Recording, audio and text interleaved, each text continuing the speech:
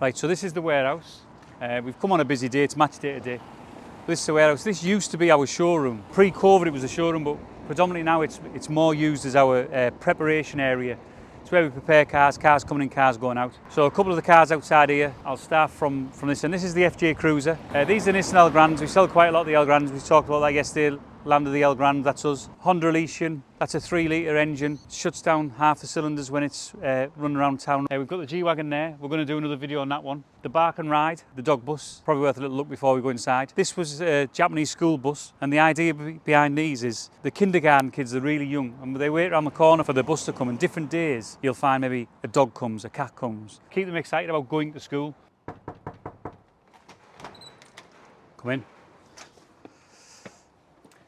I'll go through a few of the cars. Like you say, you'll see a lot of them are not prepared and a lot of them will be fully prepared. So this is a Mini Cooper that we've got there. This one's a Honda City Turbo. That one's a repaint. Just arrived yesterday, that car. That's why there's a cover over it. So it'll go for repaint and it'll go with a little Honda Motor Compo bike that folds up and goes in the boot. You might have seen one of our videos with one of those in it. That car will probably go to America. Huge demand in America for that car. That's another MGR V8 that we have. This is another little vintage camper van, key car 660cc. That one's a Daihatsu Midget. That's a great little car. It's a turbo. It's 1.5 seats. This is a Punto Sport, and this only arrived yesterday. Come from Japan. Very low miles, 20-odd thousand miles. They put it on a boat because they couldn't get it started. It'd be something stupid. The Japanese just don't even make an effort. That'll be up and running any time now. That's a couple of cars of preparation. I'm not sure. I know that one's a Mini. I'm not sure what that one is. Let me have a little peek. That's a 205 GTI in Sorrento green. That's just arrived yesterday, and that's why there's a cover over that one. We'll have a little walk along these roads, but don't be put off by the dust and the dirt. It only takes a week to get a bit of dust on them in here. Subaru Forester Cross Sports, real popular cars. You can see it's got a sold sign in it, so that's because that's going out. This is a Mercedes SL 600 left-hand drive V12. This is going out. This is going to the Netherlands tomorrow, this car. I think we have two more of these, a white one and a grey one. Here we've got a 6-cylinder BMW Z3. It's an individual. It's got the blue body, blue roof. The back here, these are mainly just a few long-term jobs, really. This is a CL Coupe, and that's there. I think we had some ignition electrical problem, and we just haven't got around to doing it. We're just so busy with everything else. Jaguar Le Mans, just waiting for a distributor. We have a Transit horse box, which I was renovating for my daughter, but it's just getting the people to do the work and get them in time with the stuff that you've got already sold. So your own stuff tends to wait, and that was one I wanted for myself. This one here is a Mercedes Viano V-Class, some people call it. 7 seats, just a pure luxury car. And the Japanese, what you find with a lot of these when they come from Japan, they hardly use them, and you can still see that. I mean, without even coming inside, I knew that the plastic was still on the floors in this car. They leave them on from new. Conditions on these that we get from Japan is exceptional. Another Honda Elysian. This is a Prestige model. This is like the one that you're seeing outside. And this here, this is another VW camper that I've brought over from Sao Paulo. As you can see, I've had it converted to right-hand drive in silver. It's got wine leather. I'll take you around the other side of it. It's lowered a little bit. It's got the Porsche style wheels. Full camper conversion on it. This will be live on our website anytime soon. This has just arrived. I think it's only been here about a week, this one. Same again, we've got a couple of Jaguars. This is an XJS. We've had the interior taken out of that one, so that's a way of getting the interior done. So that's why that's sat there like that. This is another Le Mans that was here. I think this one's just here mainly just to store it. This is a Honda Odyssey, 7-seater, full leather. It's what you call an absolute, so it's the more desirable one. This car arrived yesterday. This is another Mitsubishi Jeep. It's a J53. This one's in really, really good condition, to be honest. I didn't get a chance to have a look around it when it arrived yesterday. But I mean, if you take a look at that, that's fresh off the boat. But look at the condition. We haven't done any preparation whatsoever. Another 6-cylinder, 2-litre BMW Z3. This one's a 2.8, a lot more desirable than what the 2 litres are, even though the 2 litres is quite a bit more common. We've got a 7 Series BMW, a 760. Another Honda Elysian, got a XK8 convertible with a few limited touches to it. The biscuit coloured roof and matching leather along this road. We've got a couple of Mark 1 Transits here that we've imported from Malta. Yeah, good friend Ruben. He's very well known in the Ford world and the fast Fords. He's in a lot of UK magazines. Real good guy. Great guy. Helps me a lot in Malta. Here's one that we got from one of his friends. This was still in use to the day we bought it. And all we've really done with this vehicle is we've left the patina as it is, and we've had the interior recovered. You might want to see the interior. Done a great job with the interior. Here we have a Lotus Elan. This is the SE edition. It's a left-hand drive, and Alpha Spider. It's a GTV, but it's the convertible version. It's an Alpha 916 Air Spider. This is a German 57, I think it was. Without looking at the documents, can't remember. We've got quite a few of them now. But this is fully restored. Genuine German bus. A couple of little things to do. This only came a couple of weeks ago. A couple of little things to put on it. I've got the wipers are off there, but they're there in a box just ready to put on, finish up just before photos. But that's a full restoration. It's absolutely immaculate. Last row on this side. We'll take it down here. I actually forgot this car was here. I didn't realise this had arrived here. This is a 205 GTI convertible. We've got about 4 of these in stock, and this one's a full repaint and it wants a roof. Something's dripped onto the bonnet over some time, and the roof's torn at the back. This is an SL600. That's only parked there mainly due to this, when the park, the suspension drops. So we haven't moved that car until we have the suspension done. But it's not a huge job. It was fine when it was parked there. Coming down this row here, we've got an Alpha GTV Spider. This is just in for a roof repair. It's got the wine interior, black on black. This is the Subaru Legacy. It's not an STI, it is just a GT. This is another Subaru Forester, but it's the new version. I think they started to come out around about 2009 to 2014, so it's not one of the normal ones we'll buy, but we did buy it. Another FJ Cruiser. This one's sold. This had lovely chrome wheels on, but the customer chose for a black rim. This one here this came from a good friend of mine. It's they call him Elo. I think some of you will be familiar with him. He's on a few TV shows, Ultimate Wheels, Classic Steels, things like that. He does a lot of custom car stuff. And this was one that was in his museum. He used to own London Motor Museum, which you can see on there. And this was used for quite a few promotions. It's got fog machines in the back.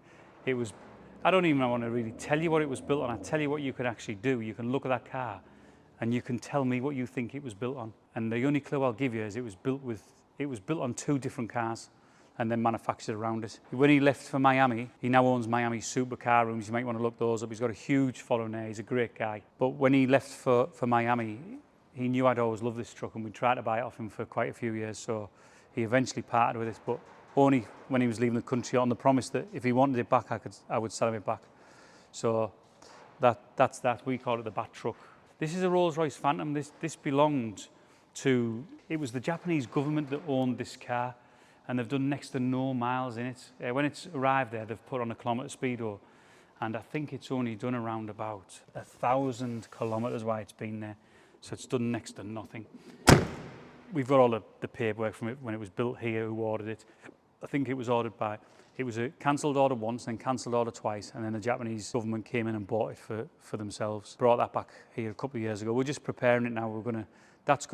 That'll feature in an auction probably this year, stroke early part of next year in the UK, hopefully. Or we actually do have a customer in Africa interested in it, so it might actually, believe it or not, go to Africa before it makes an auction. Around here, this is just a Suzuki Every we've kept for a few parts. We ordered it.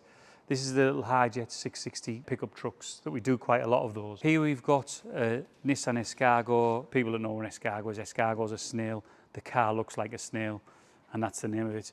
But to be honest, it doesn't drive like a snail. They're actually quite quick. They've got a little 1.5cc engine in them. This is another little Key truck, 660cc, with a little catering back on it, so you can use that, you don't have to use it for food and things, but you can see there. You can put a little refrigerator unit on if you want, or you can use it, whatever. It's a dry storage one. And then this sort of like bolts on it, but you can take it off and use it as a pickup still. This is an Audi convertible 2.6e, so it's got the bigger engine in it. Automatic, fire engine red, I think we used to call them back in the day. It really is in good condition. Another Alpha Spider here. This is waiting for a roof. As you can see, it's got the new back window already fitted. This part of the roof will be fitted this week. This is a little 159 D4 3.2 engine, Alfa Romeo. Just out the back there, that's an El Gran. That's going out. That's where we're prepared. Things are going out that way. This is a little Honda Vamos van, been done to look like the A-Team van. You can tell me it looks nothing like the A-Team van if you want, but it has a look if you squint your eyes. These are a popular vehicle. This is a Honda Spike.